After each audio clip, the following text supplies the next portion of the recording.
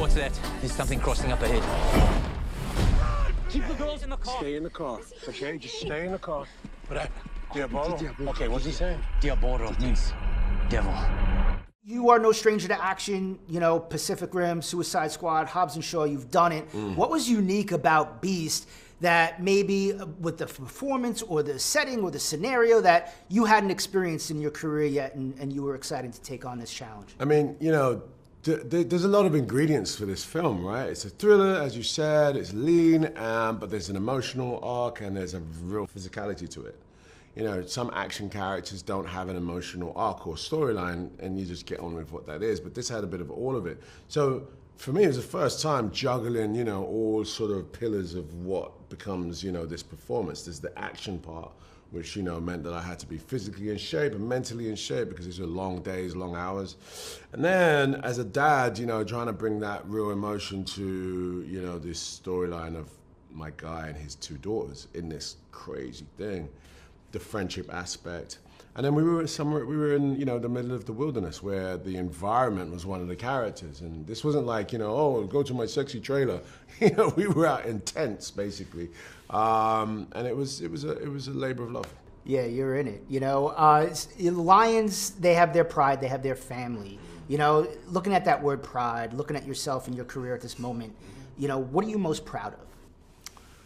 I guess I'm most proud of just, you know, longevity.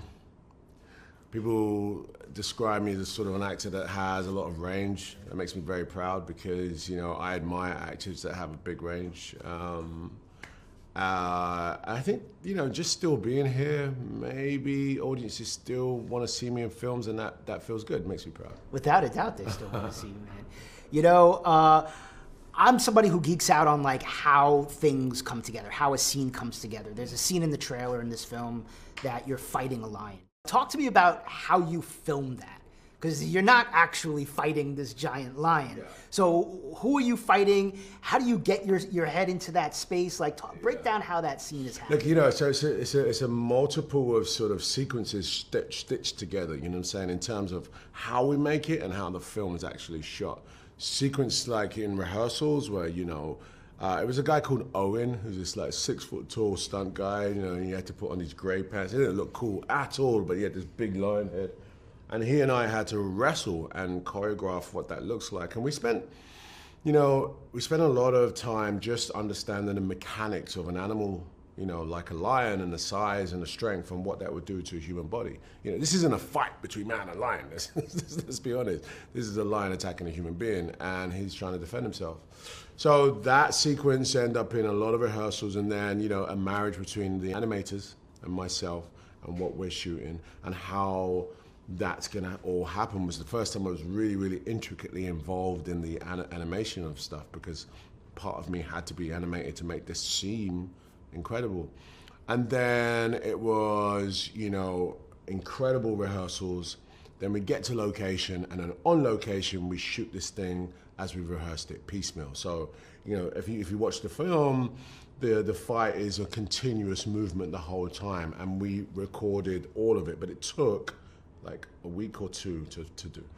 Yeah, I love the way they shot those scenes. Like the POV, like it immerses you in it. It brings you in there. Yeah. You know, as we start to wrap up, you're a guy who, the rare actor who's been able to sort of do both your Marvel and your DC. I just saw you had a little cameo in the last Thor movie at the end there.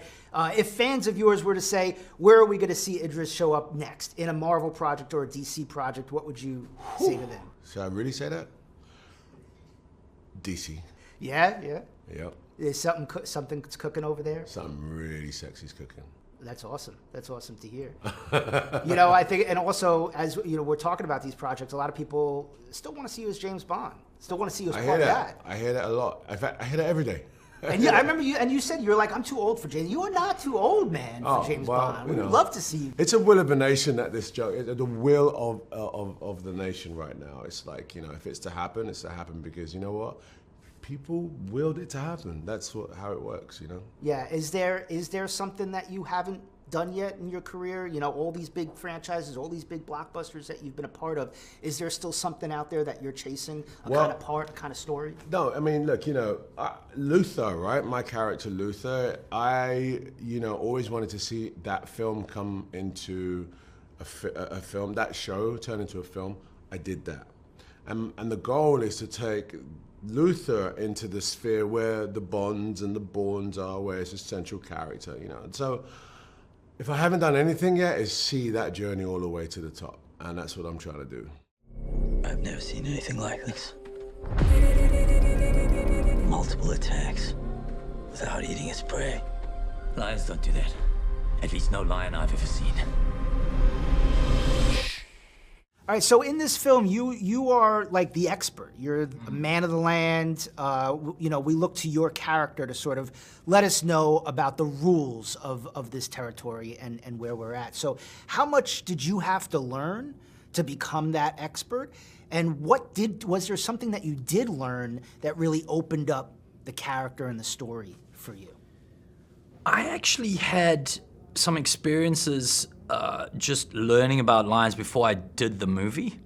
I went and spent some time with Kevin Richardson, who's the lion whisperer, they call him. He's a big guy on YouTube with lions. And so I actually learned at that time from him that lions, when you engage lions in the way that he, for example, plays with lions, a lot of the time you would watch on YouTube and you think like, oh, it's like a cat, it's like a house cat, and it's like the way you're gonna connect with a lion is sort of gently and like, hey boy, like I'm your, and when I met him and I saw how he engaged them, it's not. It's like, you know, Kevin will say like, it has different personalities like a cat or whatever, but it's not. It's a lion, it'll kill you. You know, it'll eat you. If it senses even the slight bit of fear. And so it looks all romantic and whatever else, but there is a sort of an alpha, like he is the leader of the pack of lions when you engage them. So it's a very different thing from playing with your house cat. And so I knew that coming in, and that was the most important thing that I had to be able to do is how do you actually physically engage lions? Well, and you have that scene in the film where you're like hugging the lion and stuff. And I find it so fascinating when lions are like, you know, they use visual effects and because it looks so real. And that moment especially looked really real. And so how did you film that and just talk me through that? That scene blew my mind because I come from visual effects and seeing those, but seeing the finished product, my brain sort of loops on itself because because I know how terrifying they actually are in real life, lions too, unless you know how to handle them.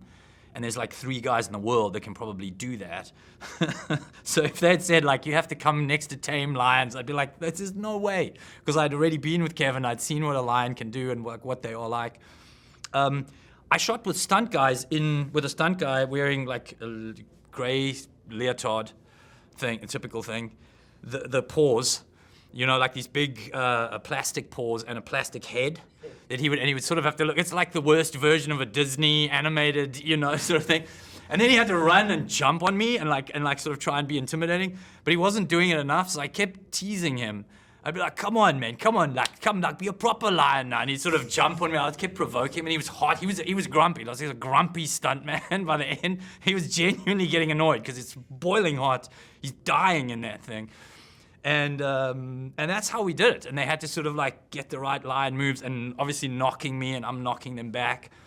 And just the end result is just, it's mind-blowing. It looks awesome. And you're shooting in South Africa. And so like how much of being in that environment helped you maybe bond as a cast? Because you know this family, your character, you're very close. So how much of just being in the elements helped you bond and all of you come together closer? As an actor, you can't have it better than being in a real place, in the real location. And in this case, having a game farm, we shot at this farm. It's called Baobab Private Reserve. These incredible baobab trees, one of the most beautiful farms in South Africa. At night, we're having dinner every night around the campfire as if we're guests. I mean, people pay, you know, $5,000 a night to go and do that, and you're doing that for like 3 months with people. It was just a dream, and so it made a huge difference. We'd be having dinner, and then there'd be elephants coming. You'd hear elephants, and it's like, do we have to abandon dinner? You know, is it fine? Did they close the gate? Are the elephants getting too close? And then we'd sort of go off with our flashlights to go and have a look at the elephants at night. It was amazing. You know, I talked to somebody after they saw this movie. They're like, I wanted to go on safari with my family. Now I never want to go on safari. Yeah. But I didn't necessarily take that away. I almost watched this movie and I was like, oh, that would be a really cool experience. I've been on safari in Africa, and it's wonderful. I mean, what do you want audiences to take away from a film like this? I think the beauty of Africa, the beauty of nature, how little we have left of these types of environments. I got to, go into the bush on a bicycle a few times while I was shooting the movie just by myself. It was one of the most profound things I've ever done in my life. Just to remember, just as a human, to understand like how vulnerable we were at one point, and how vulnerable this environment is, and how vulnerable these animals are, and how quickly we could suddenly find ourselves with none of this left. It would be very sad to not be able to engage it, I have to ask you, because fans are always asking me about, another District movie, District 10. I know Neil is working on it. We came super close. We came super close, and then he's gone off to do something else, but we were right there. We were kind of right there.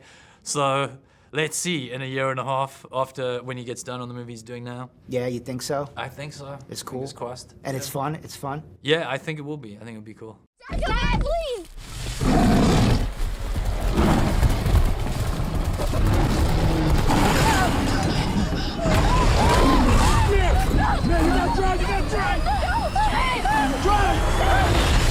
I would love to start off by just talking about South Africa and filming in South Africa. I've actually safaried in Zimbabwe, and it was one of the greatest experiences of my life. Such a memorable trip, and I can only imagine shooting on location, what that was like for the both of you. Was there a moment on set when you looked at each other, and it just it was incredible, being there, and it was surreal and inspiring, and it maybe even helped you find your characters even more? I think a lot of the times we looked at each other and just thank God we're here. We literally couldn't believe that we were really filming in South Africa. And I mean, even on some locations, we'd see the other little kids and stuff, and it just felt I don't know, it just felt surreal being out there and being able to experience such a beautiful country. It's really beautiful out there. Yes.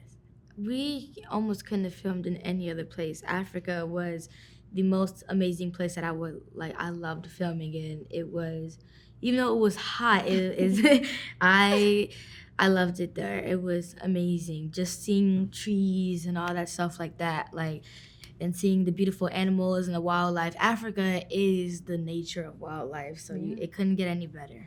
And you have to bond too. You have to become this family with Idris. And so what did you do together to sort of become this family that was then ultimately in peril? We hung out a lot outside of set. Even while we were filming too, we were rapping and making jokes. We had game nights. And dancing. Playing soccer. We just did so much fun stuff outside of just filming. Because the movie can be kind of emotional. So we had to make sure we bonded outside of set to just create that authentic chemistry, which we really do have. Yeah, I heard there were campfires at night. It was just really kind of cool like that. It was cool. It was amazing. I geek out on how they make certain scenes come to life. And there's a couple of scenes when you're in the car and the lions come in and banging into the car on top of the car. And I would love to get your perspective of how you filmed those scenes. What was on the car? What were they banging into the car with? So it was actually, funny story, it was never, ever a lie. It was just a guy in a gray suit with these huge big paws about 10 inches wide. And making the noises too, by the way. Just roar. And then there was a 3D printed rubber lion face, and he was holding it on the handle. It was very heavy also, but he was just holding it and getting it through.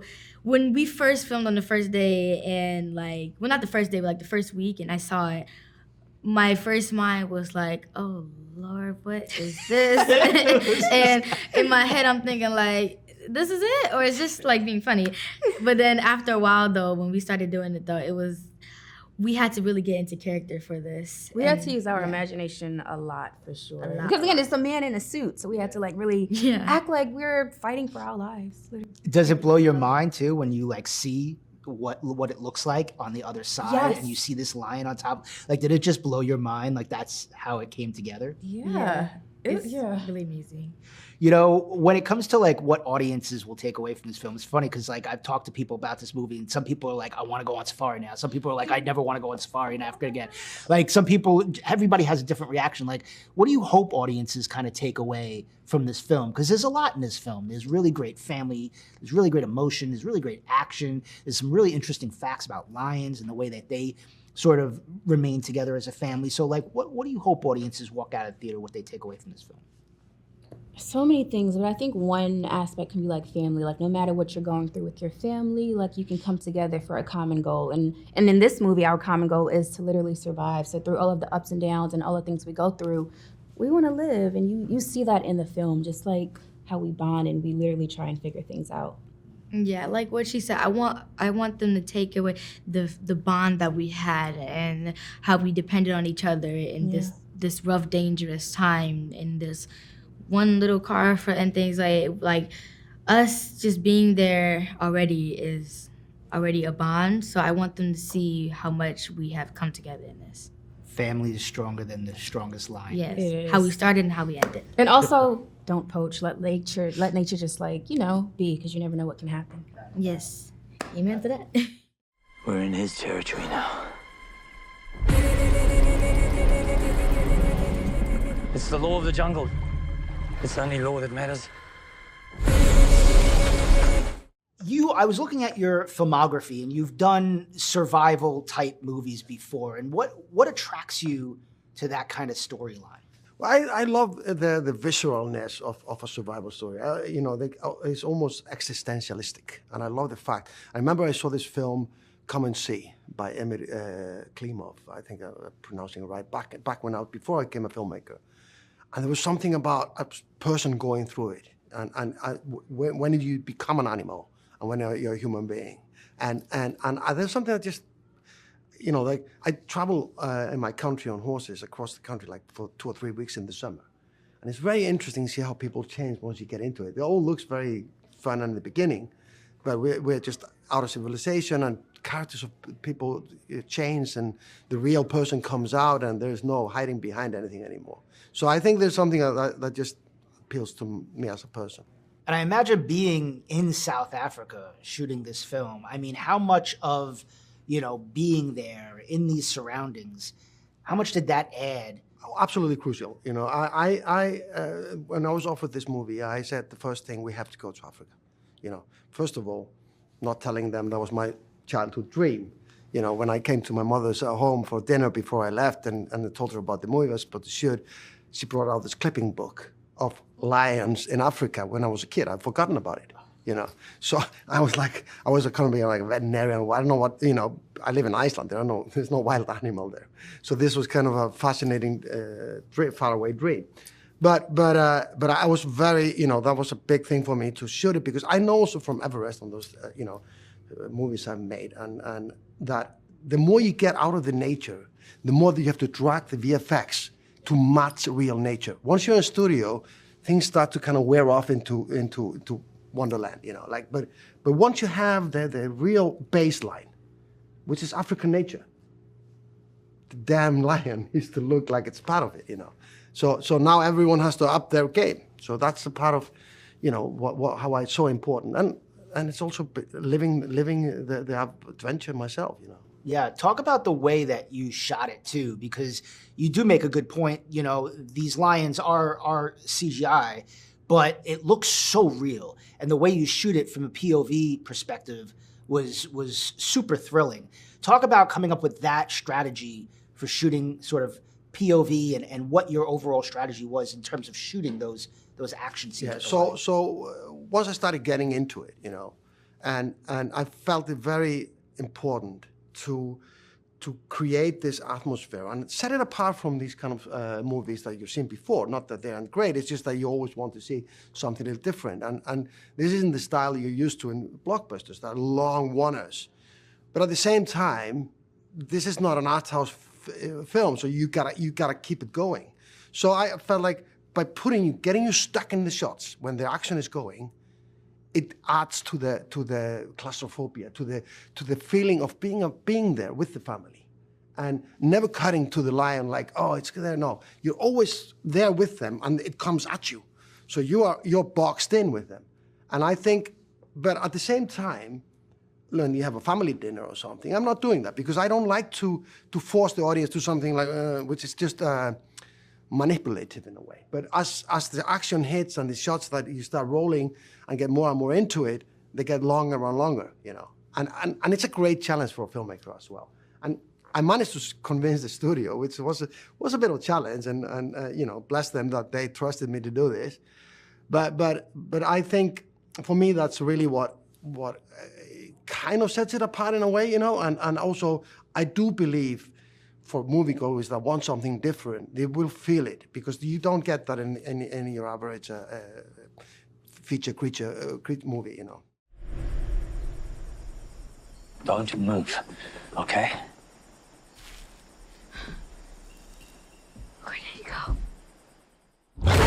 You know, over the years, you've become such a prolific producer. You just added the Oscars to your resume. So Yeah, I have to start off by asking you, what is the greater challenge, producing a movie or producing the Oscars? Oscars. I would have to think about it. I mean, Oscars. Just, yes, Oscars. Oscars is like producing 10 movies at once. Yeah. You know, and speaking of this movie, it's been pitched as like Cujo with a lion.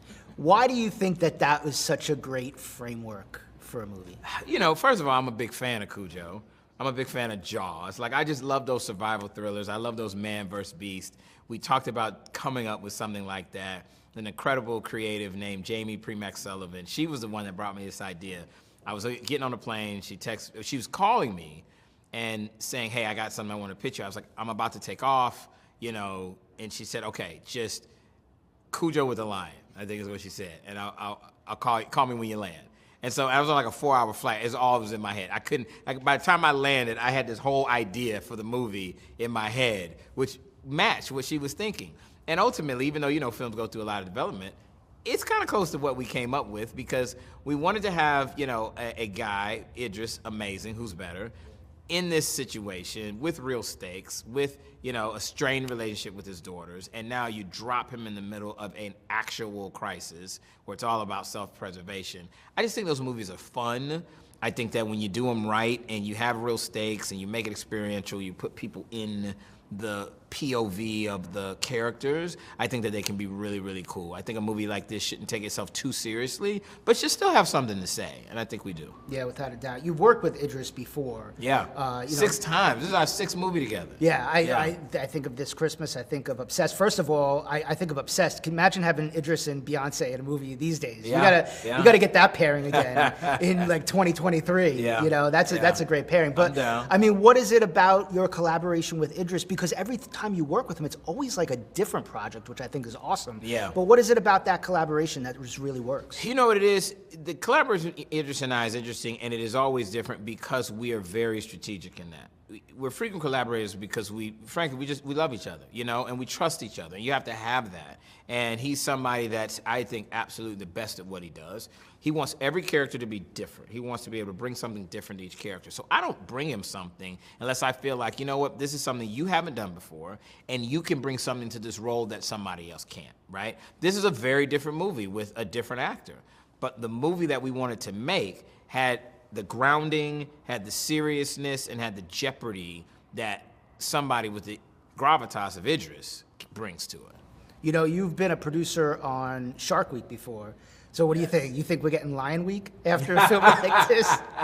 Yeah, I have to call my friends over at Discovery and see. I'm all for it. Listen, I will tell you, I learned so much just about lions, about predators and alpha predators in the wild. It was really interesting to see up close and personal, because where we shot, you had all the animals that were there. And one of the things we did was we had to create a watering hole in order to shoot our scene. There was a watering hole that had dried up that time of year. We needed an actual watering hole to be there, so we created a man-made one. And animals, they don't know the difference, so they started showing up. That was a little unnerving. You had to keep your head on a swivel. But it was just interesting because the circle of life is real. And being able to highlight these rogue lions, which of course are man-made because poachers separate them from the pride, being able to tell a story that's rooted in something that's real, that was important for us too.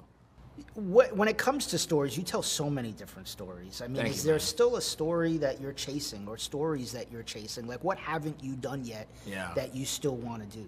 I don't know that I'm chasing anything. I just say that I'm always open to doing new stuff. I haven't done a superhero movie yet. I haven't done a sci-fi yet. I've kind of dabbled in horror, but that's very interesting to me, like a true psychological horror thriller, you know, going that route is interesting. So I'm always trying stuff. And so I don't know that it's like, I don't have my white whale, but I definitely just have areas where it's like, you know what, when I get a chance and something comes up that's right, I wouldn't mind dabbling in a particular area. I want to see a superhero movie from you. What What do do you you think? think? Like, if they gave you an option, say Marvel or DC, you could do whatever. Which one would you?